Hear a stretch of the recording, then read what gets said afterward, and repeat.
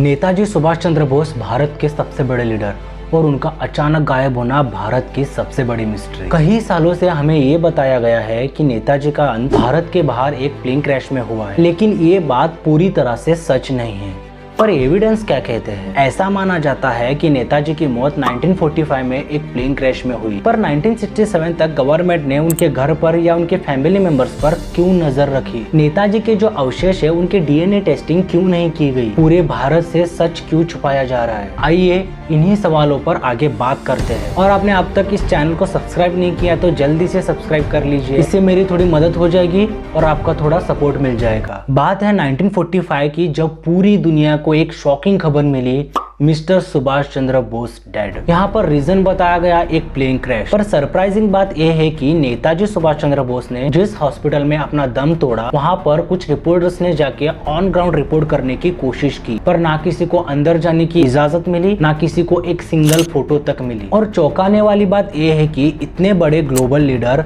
जो Japanese, Russia और Nazis के साथ भारत के आजादी के बारे में स्ट्रैटेजी डिस्कस करते थे, उनका डेथ सर्टिफिकेट है ही नहीं। डेथ सर्टिफिकेट तो एक इचिरो ओकुरा नाम के जापानीज सोल्जर का था। तो सुभाष बाबू का क्या हुआ? इसके लिए एक इंक्वायरी शुरू कर दी गई और 1949 में नेहरू ने खुद हिस्टोरियन प्रतुल चंद्र गुप्ता जी को अपॉइंट किया। उनका एक गोल था कि इंडियन नेशनल आर्मी के ऊपर रिसर्च करे और भारत के आज़ादी में उनका क्या कंट्रीब्यूशन था, इसके ऊपर एक किताब लिखे। ये रिसर्च 3 साल तक चली और 490 पेजेस की एक मैन्युस्क्रिप्ट रेडी कर दी गई, जिसमें आईएनए के मिलिट्री ऑपरेशंस के बारे में सब कुछ लिखा गया था। अब लोगों को लगा कि नेताजी और आजाद हिंद फौज का असली कंट्रीब्यूशन लोगों तक पहुंचेगा, पर ये मैन्युस्क्रिप्ट कभी पब्लिश ही नहीं हुई। ऐसे क्या सीक्रेट थे उसमें जो हमसे छुपाए गए और हमें इसके जवाब नहीं मिलती है तो सिर्फ कुछ थेरीज। चलिए अब इन्हीं थेरीज के बारे में आगे बात करते हैं जो नेताजी के बारे में हमें बताई गई है। फर्स्ट आती है plane crash theory. 1955 Shahnawaz commission, 1970 Khosla commission. Bharat में 2 बार नेताजी के डिसअपीयरेंस मिस्ट्री के बारे में इन्वेस्टिगेशन हुई और दोनों बार ये कंक्लूड किया गया कि नेताजी की मौत ताइवान में प्लेन क्रैश में हुई। और जब 1999 में और एक इन्वेस्टिगेशन शुरू हुआ, मुखर्जी कमीशन, जहां पर यह बताया गया कि सुभाष चंद्र बोस की मौत प्लेन क्रैश में होना पॉसिबल ही नहीं है। पिछले जो 2 इन्वेस्टिगेशन हुए थे वो यहाँ पर भारत में ही हुए थे, पर ये जो इन्वेस्टिगेशन था ये ताइवान में ऑन ग्राउंड हुआ था। और इस ऑन ग्राउंड इन्वेस्टिगेशन के बाद ये पता चला कि 1945 में ताइवान में कोई प्लेन क्रैश हुआ ही नहीं था और जब ये खबर छपवाई गई थी तो कोई प्लेन उड़ा ही नहीं था। आज की टेक्नोलॉजी काफी एडवांस है और साइंस की हेल्प से इस मिस्ट्री को सॉल्व किया जा सकता है। तो टोक्यो में रेंकोजी टेम्पल में जो अस्थियां है, जिन्हें सुभाष चंद्र बोस के अवशेष कहते हैं, जब प्लेन क्रैश हुआ ही नहीं था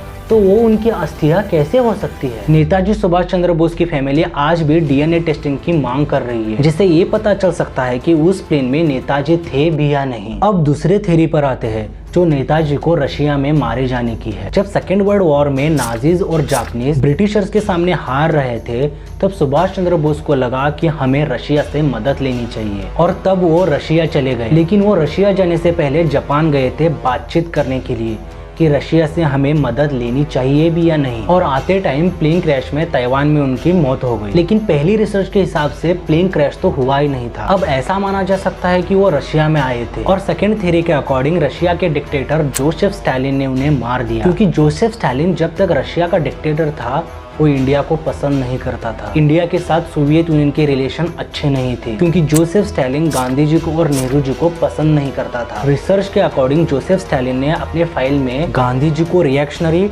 और नेहरू जी को पॉलिटिकल प्रोस्टिट्यूट तक कहा है।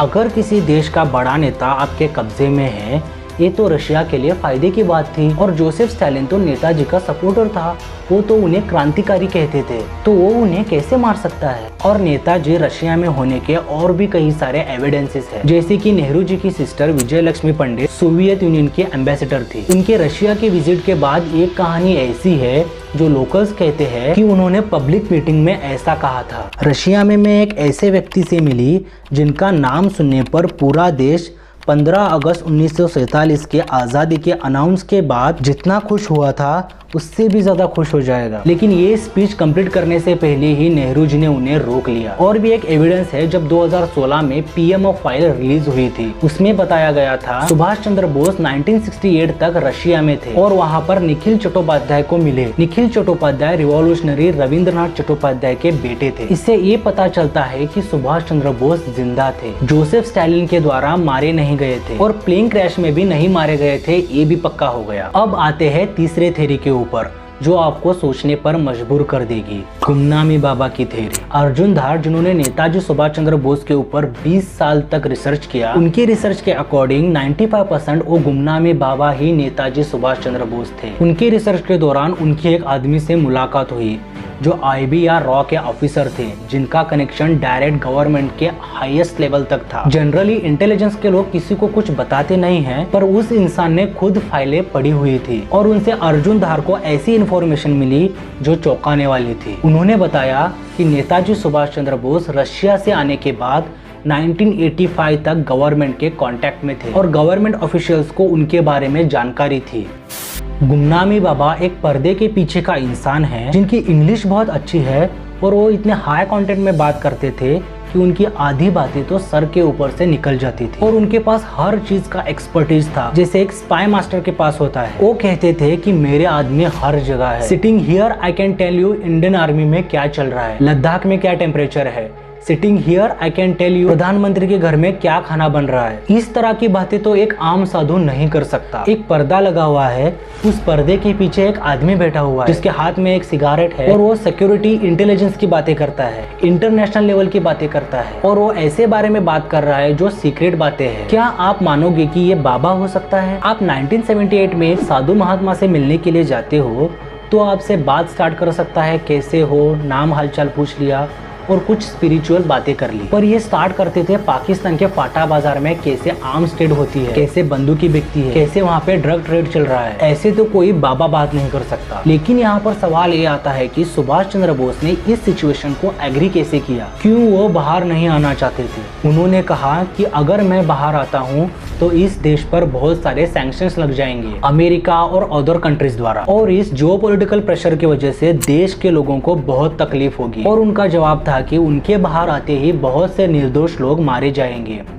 उनके चाहने वालों में और उनके नफरत करने वालों में लड़ाई हो जाएगी और उनको फांसी की सजा तक सुनाई जा सकती थी, क्योंकि उनके मरने की खबर के बाद ऑलरेडी ब्रिटिशर्स ने और कांग्रेस सरकार ने उनको लोगों के सामने एक विलन की तरह पेश किया, क्योंकि उन्होंने नाजीज से मदद मांगी थी। वो उनके कांटेक्ट में थे और वो बार बार कहते थे कि my coming out is not in national interest, मेरा बाहर आना देश हित में नहीं है। वो क्यों बाहर नहीं आए?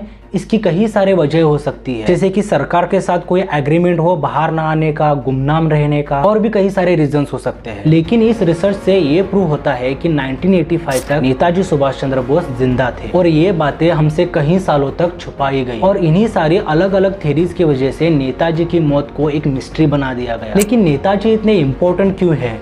नेताजी के इतने दुश्मन क्यों हैं? 20,000 ब्रिटिशर्स 30 करोड़ भारतीयों के ऊपर राज कैसे कर सकते हैं? ये इम्पॉसिबल लगता है क्योंकि ये इम्पॉसिबल है। ये पॉसिबल तभी हुआ जब ब्रिटिशर्स ने एक ट्रिक का इस्तेमाल किया। उन्होंने इन्हीं भारतीयों को अपने सेना में शामिल कर लिया। और सच तो ये है कि ब्रिटिशर्स 1857 के लड़ाई से ही इंडियन से डरते थे। कोलकाता के एक ब्रिटिश गवर्नर जनरल ने ये खुद कहा था कि हर एक भारतवासी अंग्रेजों के ऊपर मुट्ठी भर भी मिट्टी डाल दे तो पूरा एम्पायर खत्म हो जाएगा। और नेताजी ने इसी अंग्रेजों के डर को पहचाना था।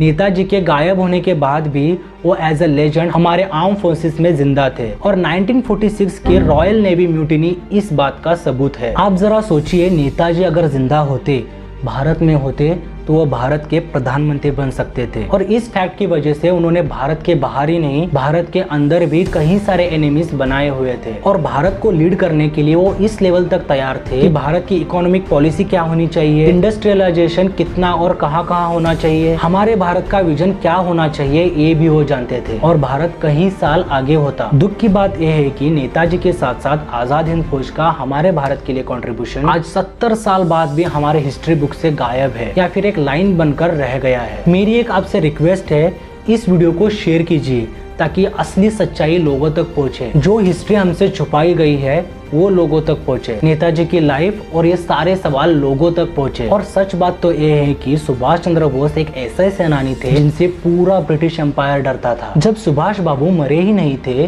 तो उन्हें डेड डिक्लेयर क्यों किया गया? जब 1943 में नेताजी ने आजाद हिंद की स्वदेशी सरकार बनाई थी और खुद को प्राइम मिनिस्टर डिक्लेयर किया था, क्या ये कांग्रेस को पसंद नहीं था? क्या नेहरू को प्राइम मिनिस्टर बनना था इसीलिए नेताजी को डेड डिक्लेयर किया गया? और भी कई सारे सवाल है और इन्हीं सवालों के साथ आज मैं आपको छोड़ता हूँ।